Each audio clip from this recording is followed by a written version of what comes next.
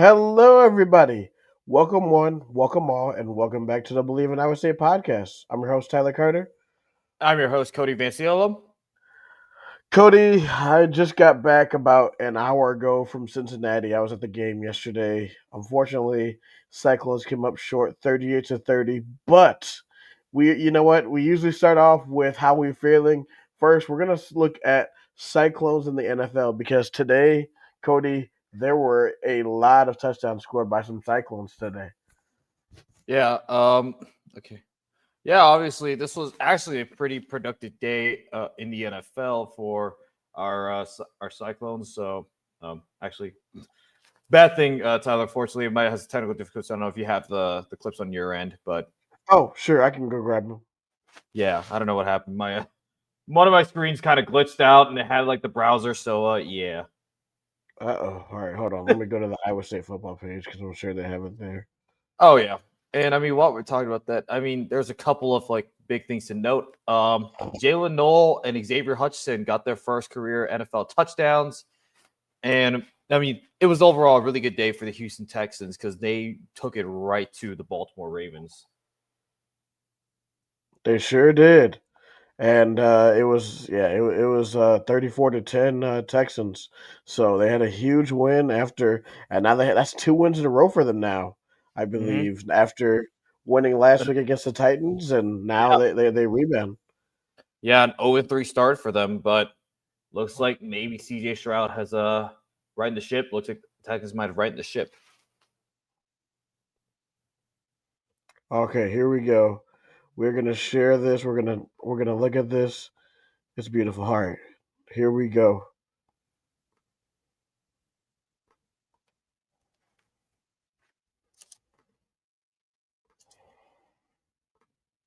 Null is in for the touchdown. Marks in the backfield, shotgun, fake the pitch, soft toss, it's handled. Null is in for the touchdown. Marks in the backfield, shotgun. Yeah, thanks for blocking the touchdown dance, Nico Collins. But oh no. yeah. If y'all couldn't see it, or obviously, I'm pretty sure a lot of Cyclone fans were watching. He hit that iconic Ray Lewis touchdown dance that he did. It was absolutely hilarious.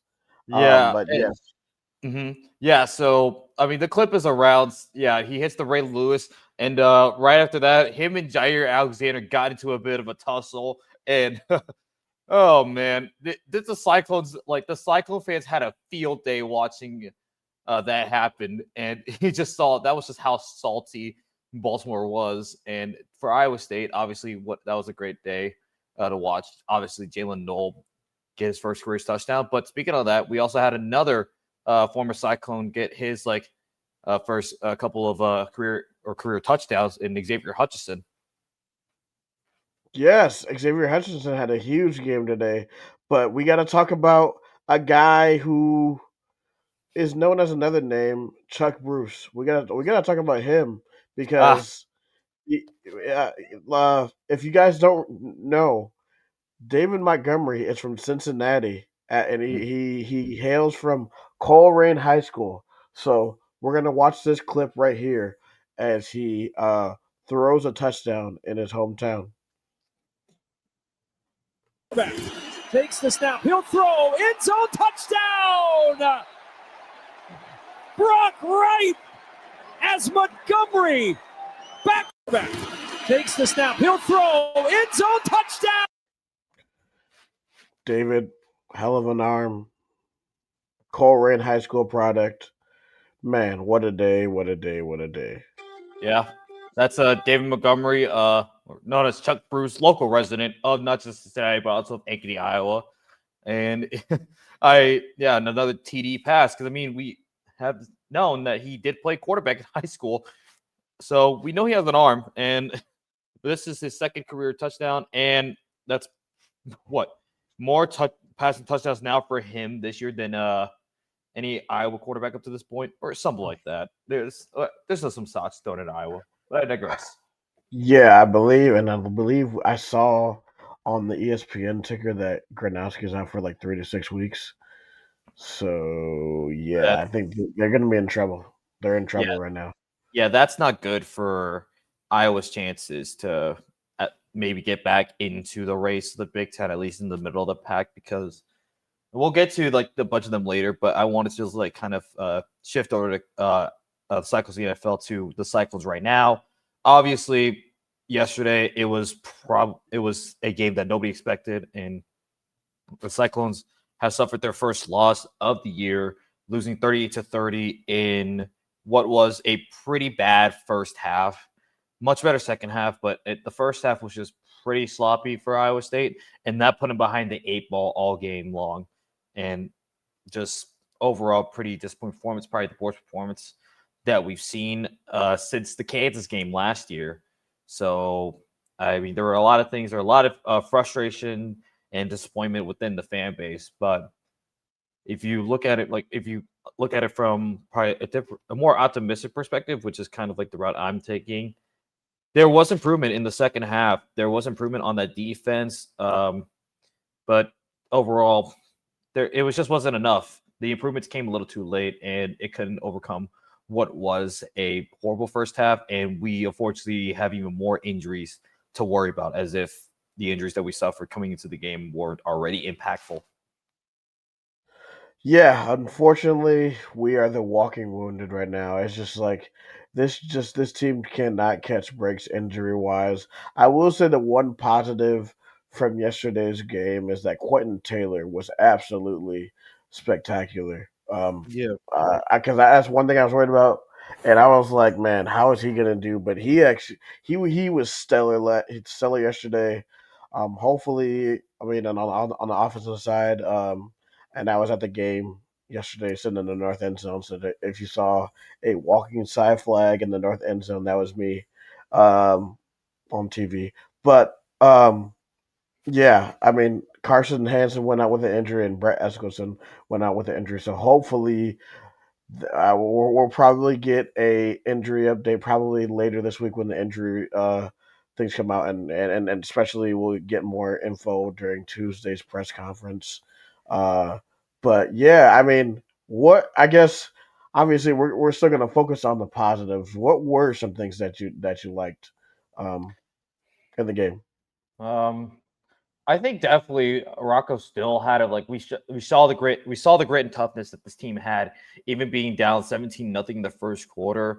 They were able to get some drives going, but they just kind of got in their own way, which was an uncharacteristic thing. It was just uncharacteristic penalties, because in the first defensive drive of the game, we had an offside penalty on a 3rd and 4, which gave Cincinnati a first down. Ultimately, Cincinnati went on to score a touchdown. So this was a really uncharacteristic game discipline-wise. And I mean, I think a lot of it just comes down to execution and attention to detail. That's obviously something that Matt Campbell preaches about.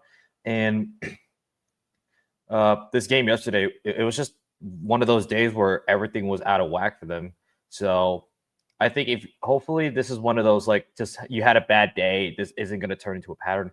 And usually this doesn't turn into a pattern for this Iowa State squad. So, I mean, if you were eventually going to take a loss, but I think you took a loss to a Cincinnati team who I think maybe a lot of us underestimated could do, but we did see what they do against Kansas. And if it turns out that Cincinnati is in fact a really good team, then you could say that you lost to a pretty good Cincinnati team. I mean, with Rocco, he did everything he could.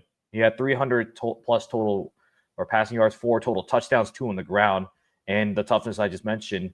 He took a really big hit, which was ultimately ruled a targeting in the second quarter, and he was still able to come into the game. He definitely didn't look the same. He was able to connect in some of those passes, but you still saw some toughness out of Rocco Becht and wanting to go back in. So it's nice to see that your quarterback has that toughness, and that leadership is going to be huge for the morale of the squad. Obviously, losing Carson Hansen, and I mean, you also saw Chase Solel get banged up during the game, but he was able to come back in. So you see toughness and grit on this team. It's just, can you be able to do that while also cleaning up a lot of those penalties and a lot of those procedural like moments where you made some uncharacteristic mistakes? Yeah, I mean, this coaching staff and team talks about overcoming adversity all the time. This is the first time that they have experienced adversity. Honestly, I mean, this is like one of the games like all year where you were trailing the entire time, where like for up until this point, they only trailed for what, like 30 seconds this entire season. So like this is a place where they haven't been. Obviously, we've seen this team come back from adversity many times, especially last season with like 4 or 5 come from behind victories. Obviously, I like you say, I'm taking the more optimistic look. Um, yeah, Cecil, he's a warrior. He got a nasty hit landing on his head. I was worried about him, but then he came back at that final drive and had an amazing sideline catch. So just seeing that with him, and then Brett Eskelson with that amazing catch in the end zone, beautiful, beautiful catch and throwing catch. And Rocco's a warrior. He even said, "Excuse my language," but he said he felt like shit. So like he like in that sense, you know, he's a warrior. Hopefully, we'll be able to get some of these guys back and hopefully get a win in the bye week. Another question I want to you, Cody, like, what do you think that there are solutions for any of this? Like, I like obviously the injury thing. Now, there's no solutions. That's something that's not controllable. But like, I think maybe I think for me a possible solution. I think defensively is. Do you think that we should maybe just be in a 4-man front a lot more? Because I feel like maybe being in the 4-man front will give us a lot of pressure and another rusher. Because I feel like maybe Trey Verdon or somebody could have been off the middle that could have really really helped yesterday. Yeah, I think. I mean, a lot of the criticisms on the defense came down to the front seven kind of being a weak point because the secondary, they were doing fine. It was the front seven. We were getting gashed all over the place. Linebackers and D linemen were not able to get really that much pressure. Sorsby was pretty comfortable. So one way you can remedy that is to have 4 down linemen more often. And if you're able to do that, you like obviously create a little more pressure, but you also don't run the risk of giving up those like small yardage plays, which Cincinnati was really taking advantage of. They just took those often, and it also just turned into a lot of yards, like a lot of like extra yardage, because I think the physicality, it's just you got to be the more physical team is the ultimate thing. You just got to be more physical because it was clear in that game that Cincinnati was the more physical team in the trenches. They were pushing our guys around, and their running backs were able to break off a lot of tackles. I mean, we saw a couple of our guys get trucked throughout the game. So it's just the physicality aspect. You just got out physical. So you really just got to hone in on able to being physical and also wrapping up tackles so you don't give up those extra yards. Yeah, no, bro, I completely agree. Be the aggressor, not do not be the one that's being having all the aggression put out against you. Always be the aggressor. Yeah, Yeah, and then go ahead. Yeah, gotta have the killer mentality. Like that's just what it Yes, is. Like you gotta be able to be in your mind, say like you're going to tackle this dude. You're like gonna want to pop him and potentially cause a turnover. And I mean, I think that'd be something else too. Is in a game like that where it's close, you need to be able to get turnovers, but also you need to be able to capitalize. And this is more on the opposite side of things. Being able to capitalize was a huge reason to us losing the game. We were not able to capitalize on being in the red man. zone. It was just difficult. Like, and I knew Cincinnati really kept teams out of the end zone, which is something I knew. But yeah, it was like kind of frustrating to watch, just us not being able to punch it into the end zone, and that clearly came into play. And also the kicking situation was another thing that people were like questioned, like they were like concerned about and were criticizing the team for. And I mean, especially on that fourth and like, I think the big criticism was that 3rd down call before the 4th and 1 at the Cincinnati 15, where it's just run up the middle. The problem is you're dealing with probably the best defensive tackle in the Big 12 with the Godfather Dante Corleone. So Right. it doesn't really work out for you well when you run right into them. It's not going to work out for you. So I would have loved to see us go to the edge, go spread out the field a little more. And even on that 4th and 1, where, I mean, that quarterback sneak, usually it works 100% of the time. But obviously, you ran right into Dante Corleone. That doesn't work out. So I think maybe that would have been a perfect scenario where you potentially fake the QB sneak or fake QB draw, and you could potentially get a guy get the tight end wide open, on a pop pass. I don't think we saw that at all in this game, which I was surprised about because that's been one of our favorite plays to go to is the tight end pop pass. So I was surprised. Yeah. And that's an overall thing. We didn't really see the tight ends get used that much. No, I mean at that point, when you're down 31-7, you're not gonna be you're sort of not limited in what you can. Yeah, you are limited in what you can call because you're trying to get as many possessions as possible. I will say though, I do think that Rocco got the one where he said that we got stopped short. He definitely got that first down, but yeah, but like you said, not running into him, or maybe that play call where we maybe could have pitched it out to Carson Hansen to where it's a fake QB sneak, and then we do that little option pitch out to the outside. I mean, there's maybe different solutions. Yeah, like you said, pop pass, but hey, it's a new week, and I truly do think that this team will learn from this. Yeah.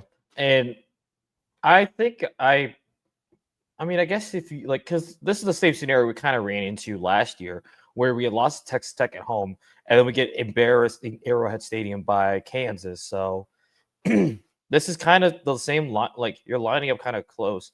So, and a lot, this is going to be a deep reflection on the team. And I think it's a bit better experience to learn from a loss. Obviously, you can learn things from a win, but in a loss, you learn more about yourself and you learn more about what you're built as a team. So hopefully this is a big experience, and obviously improvements are made, adjustments are made, and we can still keep ourselves in the race for the Big 12.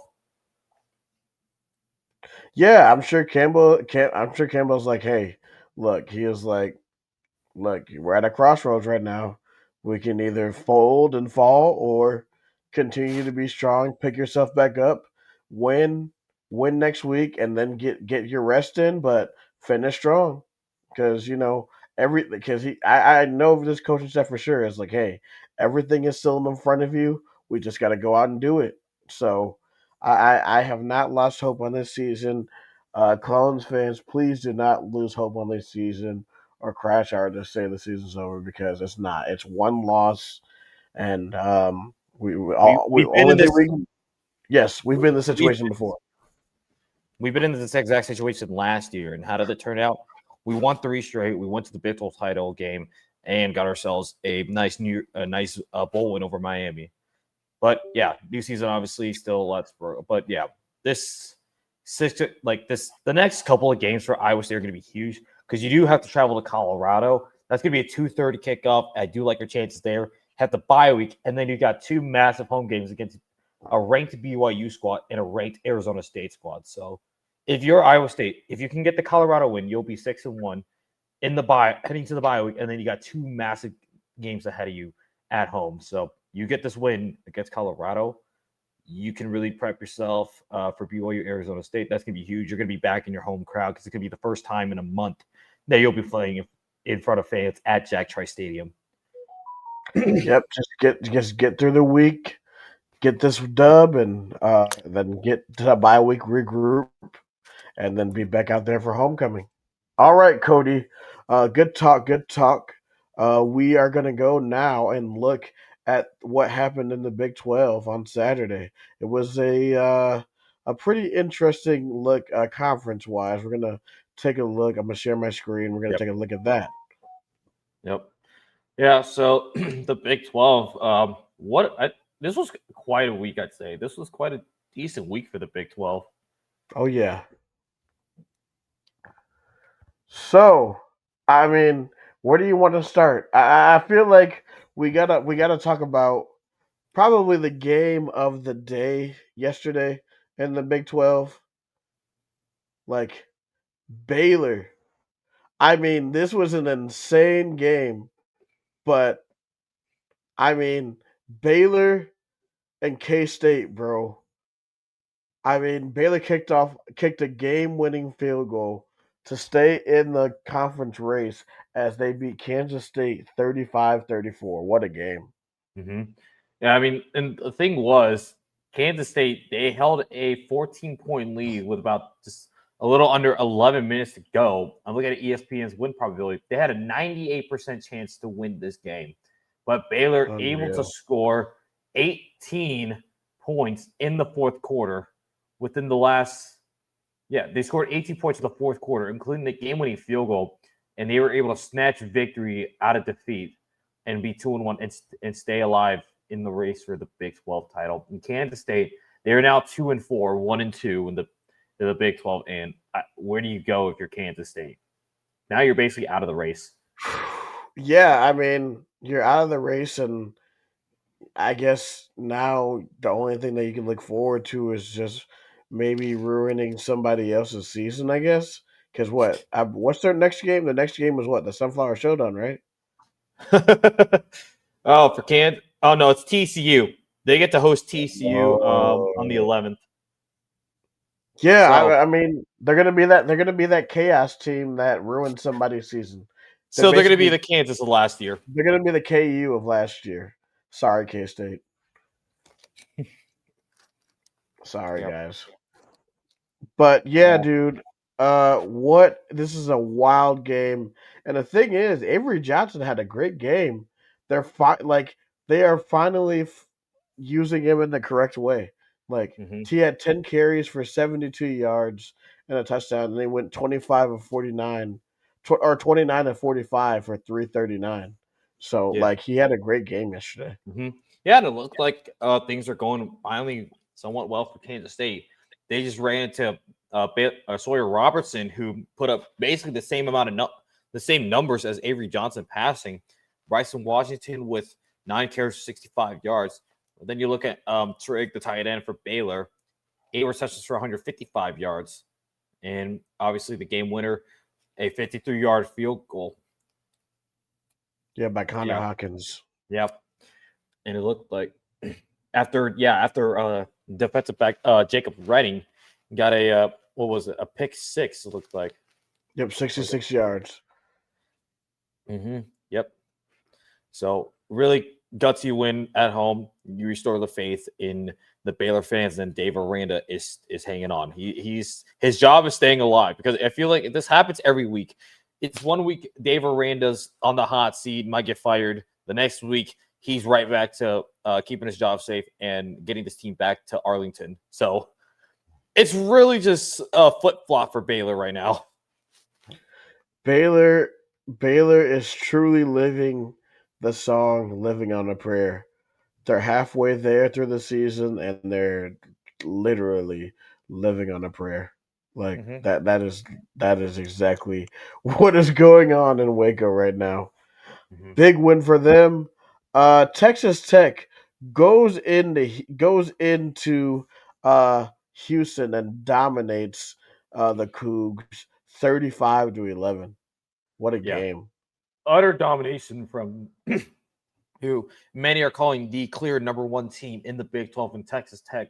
And I have no argument for it. Texas Tech is without a doubt the number 1 team in the Big 12 and are the front runners to win the Big 12 and go to the college football playoff as a Big 12 representative. I mean, Bear more than 345 yards, a passing touchdown. Williams with 107 yards, 2 touchdowns. And they held Wait, let me see what they held Connor Wigman to, because I think, they held Connor Wigman in check. Connor Wigman. It was actually Zion. I think he might have gotten might have gotten hurt because Zion Chris ended up being the leading passer. Yeah, maybe. I mean, up to that point, I guess before the injury prep, Connor Wigman was only 5 of 12, 71 yards, and with an interception. So they held Connor Wigman in check, and then he goes out and then put Zion Chris. Zion Chris goes 5 of 13 with 93 yards, a passing touchdown, and an interception. So they held Houston in check in the passing game. Houston did get 100 yards on the ground, but ultimately it didn't mean as much.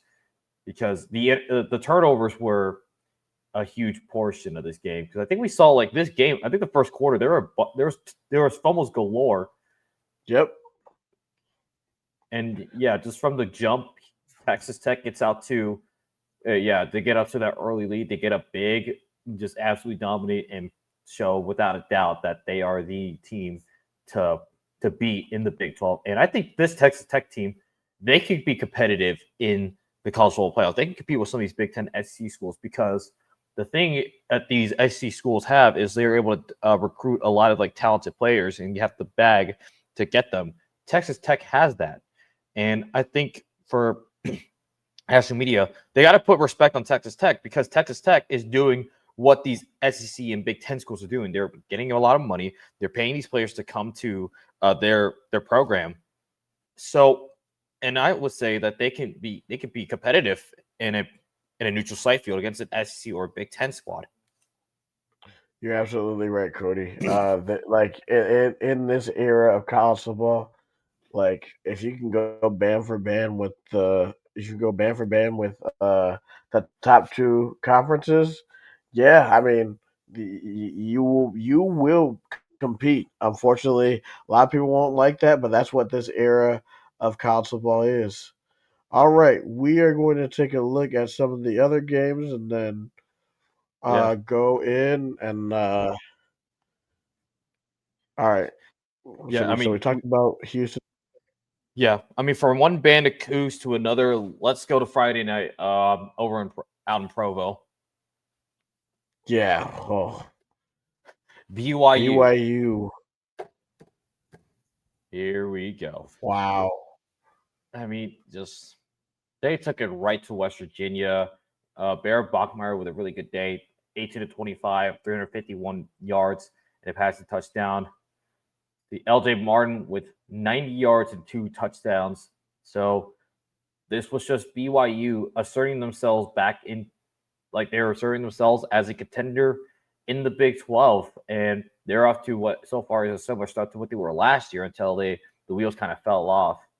But we're starting to see legitimacy with Bear Bachmeyer being able to lead a team, and they're doing the thing, and really interested to see how BYU will fare down the stretch. We mentioned they'll be traveling to Iowa State at the end of October, but before that, they get two important games. They go to Tucson to take on a rejuvenated Arizona squad, and then they got the Holy War against the Utes. That's going to be an interesting stretch. I mean, although they outgained them, they did commit 3 turnovers. Luckily, they played West Virginia, a down on their luck team, but this type of play is not going to work when you play a top team like Iowa State or maybe even Arizona. Arizona getting a huge win. I mean, they got a huge win over a lowly Oklahoma State team as we go to that game. But like that is what good teams do. When you have to pounce on these low teams, and Arizona was able to rebound. Yeah, just utter domination from the Wildcats of Arizona. No Fida is the quarterback that we thought he'd be. 376 passing yards, 5 touchdowns on the day. So really productive day for Noah Fida. And yeah, Arizona, after the loss to Iowa State, they rebound. They got themselves a really good win. And then, yeah, they're hosting BYU on Saturday at 7 o'clock on ESPN2. So really curious to see how that matchup is going to go. That game was at 7 p.m. So we're gonna have Big 12 after dark. That's gonna be a huge game. Yep. What happened? Oh, that's going to be something to look out for after our game gets Colorado. And well, speaking of Colorado, they went band for band in the first half against TCU, but ultimately TCU was able to pull away. They won 35-21, and I think this shows that Colorado they can play. They can play with some of these upper tier teams in the Big 12, but ultimately TCU was just more talented team. They had the more talented quarterback, and Josh Hoover, 4 touchdowns, no interceptions. Meanwhile, Caden Salter with 2 touchdowns and 3 picks. Yeah, man. I mean, it's the second consecutive game that Colorado stormed out to a 14-0 lead. It's just that they keep committing horrible turnovers at like the most inopportune times, and TCU was able to capitalize. Josh Hoover, great day. 4 TDs, 275 yards. Eric McAllister with another 2 touchdowns. So TCU rolls. Yeah. And I mean, looking ahead a little bit to Colorado, Iowa State, I mean, would you rather be Colorado or Iowa State in this scenario? Because for Colorado, they go on the road, they were up early, but then they were not able to maintain the lead. And for Iowa State, you got thoroughly dominated, but you still showed some great toughness, showed some fight. Who would you rather be in this scenario heading into this game coming up coming up this Saturday? For me, I think Colorado probably has a more of a positive psyche right now because you look at Colorado because Dion's going to be telling them like, hey, look guys, if we play a disciplined type of football, we this 2-4 could easily be 4-2. So I think you use that as a teaching moment and really hone in on the discipline. Um, and obviously with Iowa State, yes, like we could say that we could use the injury excuse, but unfortunately, nobody's gonna feel sorry for us because every team goes through injury. So, like obviously, Iowa State and the team and the coaches know that they didn't play well, so we don't need they don't need us to tell us, and then they know that they're they're a strong minded self aware individuals. So I mean, I think yeah, like I said, I think for you, what do you think? Because I feel like I'd rather be Colorado in this position. I think that's fair. For Colorado, this is likely going to be a last stand, if you will, for this season because you're hosting a team that looks a bit vulnerable, having come off a loss, and you would love nothing more than to absolutely boost your morale by getting a big win over a ranked squad. Yeah, I mean, like I'm not trying to be doom and gloom, but yeah, if we somehow find a way to lose this game at 1-2 and you go 5-2, that is not a good spot to be in the bye week because that you'll be just stewing on that for about 2 weeks. So Iowa State just needs to reset. Go in there and get a win. That's what we got to do. Go in there, reset, get a win. Mm-hmm. And then lastly, Kansas goes on the road to the bounce house and beats UCF. Yeah. There you go.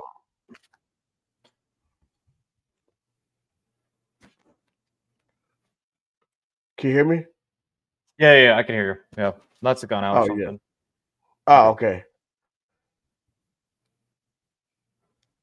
But yeah, I mean, they were they came from a 14-0 deficit, but KU fought back and was able to score 13 points in the fourth quarter to win, or no, 13 points in the third quarter, and they were able to hold on to get the win. But Mhm. yeah, but with that, we are now done with the conference. But Cody, man, it was a hell of a day in the world of college football. Like this is probably one of the wildest weeks I can remember. Oh yeah. So I mean, obviously, a lot of us at Iowa State, we were down, seeing us perform, being ranked and getting and taking a loss to Cincinnati the way we did. Yeah, we were kind of down, but I guess that there's a blessing in disguise. We were not the only team that was ranked to go down this past weekend. Guys, we're gonna start off with this one. My Florida Gators, baby. They Yeah. yeah, buddy. They buck up and they like, hey bro, nah bro, we ain't losing. So Billy Napier survives another week as Texas goes down in Gainesville in the swamp as my Florida Gators beat the Texas Longhorns 29-21. Let's go, Yep. baby. Yep. Billy Napier has certainly saved his job for another week down in Gainesville. But I mean, Florida, they came out swinging, and just Texas was just not able to respond. Arch Manning, his stock is not looking great. No, it's not. He got hyped up basically for no reason. Yeah, Texas is now 3-2, 0-1 in the SEC, and now what looming for them is Oklahoma next week in Dallas. So we'll see how Texas's season goes from here. Yeah, and for Florida, I mean, this was the start. Like, obviously, you had the two losses at LSU and at Miami, but now you get the win against Texas. You're feeling a little bit better about yourself as you will be heading to College Station to take on number 5 Texas A&M. That'll be a primetime game, 6:00 ESPN. And if you're Florida, you got to find a way to build off of this major win over Texas, and you got to find a way to keep it close with Texas A&M. And who knows? Maybe, just maybe, you might be able to pull off the upset. But if you're Florida, you're feeling good about yourself. You're feeling like you can build off of this, and now you have a signature upset win over a team that was like you were supposed to like just get killed by Texas. But you pull out the win, and now you're Billy Napier. You got to find a way to use this as momentum to keep the winning going. Yeah, I mean, this is the exact same situation that they were in last year, where everybody was just leaving them for dead, and then they ended up reeling out 4 in a row to make a bowl game, and ended up turning that season around. So they could do the exact same thing here. And one way is, hey, Dallas getting Dallas Wilson involved. He had 6 receptions for 111 yards and 2 touchdowns. So hey, maybe this Lagway to Wilson connection is what the Florida Gators need to turn their season around. So yeah, I think if you're Florida, you feel a little bit better about yourself. But I know some Florida fans are going to be like, "Oh no." I think some of them are worried that means they're going to keep Billy Napier for another year. But I don't know if you're like, how are you like? How did you feel when you did see Florida beat Texas? I was elated because me and my friend went out to a bar after the game to drink our sorrows away. And yeah, we went to go and watch Florida, Texas, and I was like, yes, Florida won. I was like, but daggone it, I'm like, that means we're gonna keep Napier for another week. Daggone it, no. Well, it's sort of bittersweet because obviously, like there's some part of me that that wants Florida to do well, except for when they play Iowa State. But like yeah, it's a rough. I'm in a rough place, Cody. Yeah. But yeah, we are gonna look at this game. This game, man, I was keeping tabs on this one, but man, Louisville takes the Virginia Cavaliers to overtime, but Virginia prevails, and Virginia proves themselves to be legit as they move to 3-0 in the ACC with a 30-27 win over Louisville in Louisville. Yeah. Virginia coming off of that major upset over Florida State. They were looking to continue it. And I mean, yeah, they got tested by what is a pretty good Louisville squad with Miller Moss at quarterback. Miller Moss, the former USC Trojan. He comes in and does what he can, 329 yards and 2 touchdowns. But what Virginia was able to keep the game, push it overtime, and able to ultimately get the win. Well, actually, Louisville pushed it to overtime, but Virginia able to find a clutch bone to win that game and remain undefeated in ACC play. And I think they've taken Clemson's spot as a top of the ACC, because I don't know anybody have Virginia going on this start that they've had this year so far. And with that, let's take a look at Virginia's schedule. Now that we know that, wow, yeah, and they lead the ACC right now. So let's really take a look at the schedule now, because now we know that they're legit. They have Washington State at home, at North Carolina, at Cal, Wake Forest, at Duke, and then they have the Commonwealth Cup against Virginia Tech to end the year. Honestly, you look at the standings right now, dude. You have Virginia, Duke, Georgia Tech, and Miami as the top 4 teams in the ACC. I Uh, mean, and if you had this on your bingo card, congratulations, because I sure didn't.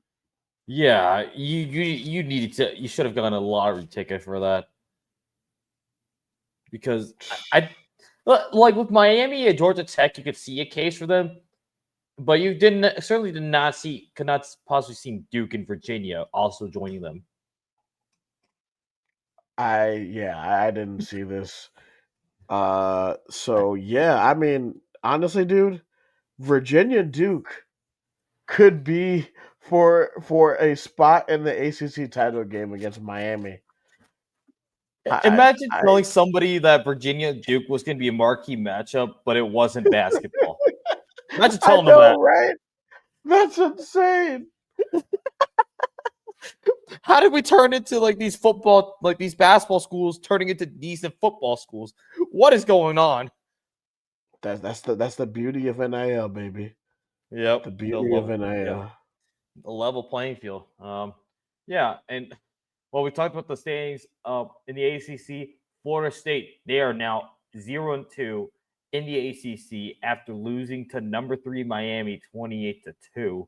Miami just for 3 quarters they just dominated. And Florida State, they did put up 19 points in the fourth, but it was just a little bit too late for Florida State because Carson Becht went into Tallahassee and completely dominated the Seminoles. I mean, talk about 3 turnovers committed by Florida State, and just those 3 turnovers kind of they killed Florida State's chances. That was the big thing. Because looking at Florida State outgained Miami. They got more first downs. They were penalized less, and the possession time was even. But those turnovers killed Florida State, and Miami was able to Yeah, take advantage. Did yeah. you see Miami was able to take Malachi Tony advantage. was Did you see who was it? The Miami player. It was the camera was right on him, and he imitates the Florida State war chant right into the camera. I saw that. I'm like, yes, I love. Is this it right here? I'm going to be honest. I don't know what I was going for back then. The shirt looks to be Scotch plaid. It's like Hold on. Yeah. I think this is the one. Yeah.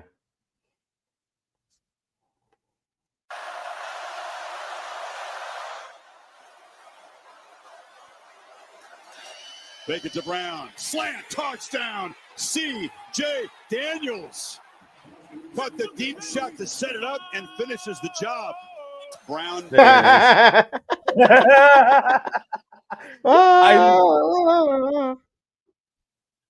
Yeah. I love rivalries. When you just play rivalry games and you get to pull off the pettiness that you can, it's beautiful. And I love it because Miami, the best thing, dude, is that for the longest time, Miami and Florida didn't play each other for and last year it was the first time in a decade or in 11 years that they played each other. That used to be a game that used to be played every year. So I believe that that's going to be a game that's going to be played every year going forward because the big 3 schools should play each other every single year. Obviously, Florida State is a game that's played every year, either in Tallahassee or Gainesville. But Florida, Miami, and Florida State, Miami, I love those games when the big 3 play each other. It's a whole triangle. But we got to talk about another shock, dude. Dude, what the hell? What? UCLA. UCLA in Westwood beats Penn State 42-37. Penn State, what?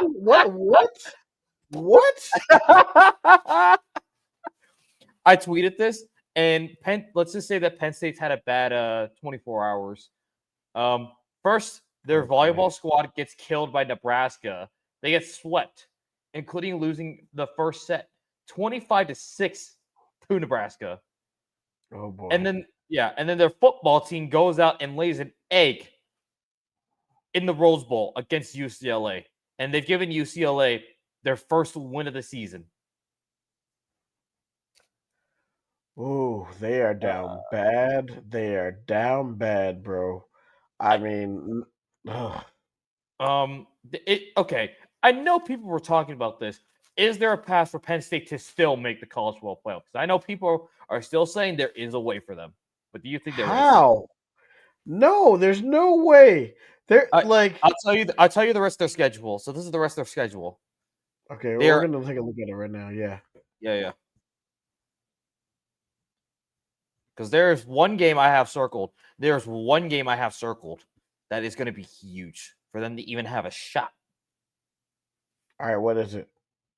It's number 1 Ohio State in Columbus at the Shoe. Okay, now I will say, although it was impressive to what Ohio State did of the dismantling of Minnesota, Ohio State, I just like they looked a little bit like yes, they won 24-6 over Washington, but that offense did not look impressive to me. And I mean, we're really gonna see how Ohio State is next week on Big Noon when they're at Illinois next week. That's gonna be a really really good game.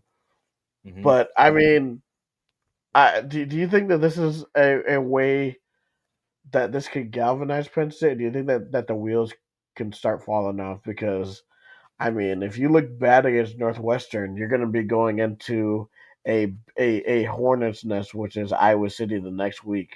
Oh yeah. So I mean, the Hawks are going to be looking for a win over Penn State. So Yeah. you got to get through these.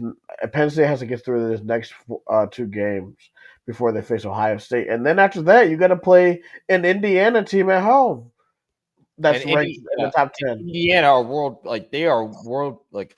I mean, they went into Kinnick Stadium and they gutted out a win over Iowa. And Iowa they tend to be a difficult team to play against in Kinnick. No matter who you bring in, they're always going to be difficult to play against in Kinnick Stadium. So, I think a lot of us said for the Iowa game that we thought Indiana was going to go in and perhaps kill Iowa. No, turns out Iowa was able to really stay Iowa and have an elite defense. Just was not able to have a good enough offense, but that elite defense really kept them in the game.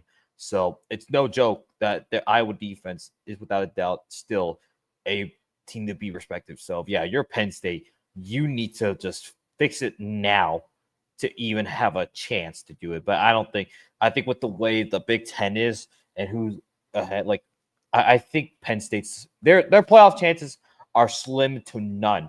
And if you're James Franklin, you need to your seat may be getting warm a little bit because I think a lot of Penn State people might be starting to feel a little frustrated not being able to win the big game against Oregon and then to drop an egg like that against UCLA, a win the squad at that. No, I think that's going to put a lot more frustration on James Franklin. I don't know. His seat may be getting a little bit warm. Yeah, it's getting very, very warm, man. And we're gonna take a look at this last game. Alabama rebounds and avoids getting beat by Vanderbilt again as Alabama wins this game 30-14. Yeah. So Alabama, off of the big win at Georgia, is able to handle Vanderbilt. Vanderbilt was gunning for a repeat of last season, but Alabama used a shutout in the second half to pull away from the Commodores and win 30-14. Alabama is undefeated SEC play, and they are right there. And I think this Alabama squad is not exactly like the world beaters that they were under Nick Saban, but they are still a team to be respected in the SEC. Yeah, let's look at their schedule. They have at Missouri next week, 11 a.m. So yeah, look at their next 2 games, man. At Mizzou and then Tennessee, the third Saturday in October. Mm-hmm. So it is gearing up for the Crimson Tide. Yep. And then a couple more SEC games to look forward to heading down is you're at South Carolina. You host number 11 LSU, and then you host number 6 Oklahoma. So yeah, I mean they have a war path to a possible SEC championship appearance. So we'll see how Alabama fares as we close our Big 12 segment and national slate. Yep. But for that, we are now near the end of our show. Cody, do you have any closing thoughts about this past week, or just any look forward to anything you're looking forward to for this upcoming week? Just really got to look out for just like see how the team is like handling, how Iowa State's going to handle this loss and what they do in practice. That's going to be what, and then obviously keep updated like with the Carson Hansen injury update and just seeing who else like is going to be hurt throughout the week, because that's been the unfortunate thing is we've been seeing so many guys drop. So I'm not envious of who's going to drop next, but it's just really going to see how this team tackles what is their first, like what is the adversity they face right now. So how do they tackle it and how do they get themselves back into the win column? That's going to be what we see this whole week, and then just see what else goes on around the Big 12. Obviously, that race is going on, and there's a lot more horses in this now because now you have 4 undefeated: BYU, Texas Tech, Arizona State, Cincinnati, and then you still have Iowa State, Baylor, and Kansas right there, and even Arizona. So it's just this race for the Big 12 is going to be something to look out for the rest of the way. Yeah, I mean the good thing is that a lot of those teams at the top play each other, so a lot of these teams are gonna cancel each other out. Unfortunately, it looks like it's gonna be heading to like a 4-way or 5-way tie at the top again. We're gonna do this. We're gonna do this race again, aren't we? We're gonna do this again. Yes, we're gonna do it once again. Yep. And the thing for Iowa State is they avoid Texas Tech. So that's the big thing. They avoid Texas Tech. So, I mean, and they get to host BYU and Arizona State. So that's huge. And the best thing is both these games are at home, and Iowa State is basically has been unbeatable at home in the past few years. So that bodes well for us. All right, we are going to conclude today's show.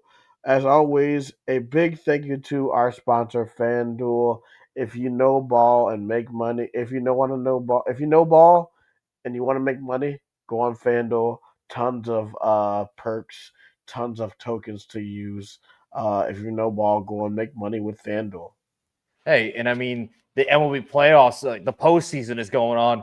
We just saw the Blue Jays go up 2-0 on the New York Yankees, and in dominant fashion, Game 2, winning 13-7. So, real domination. Who knows? Maybe you if you have the World Series, you might be able to predict who's going to be in the World Series.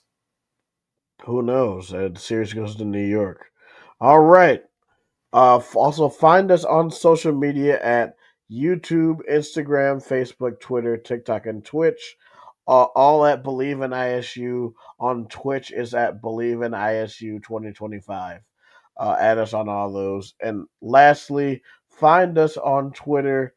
For me, Tyler, it's at SciTyGuy. And for Cody, it is at Matt Campbell. So for Tyler Carter, and for Cody Vinciolo, this is the Bleav in Iowa State podcast. Roll clones, baby. Go Cyclones.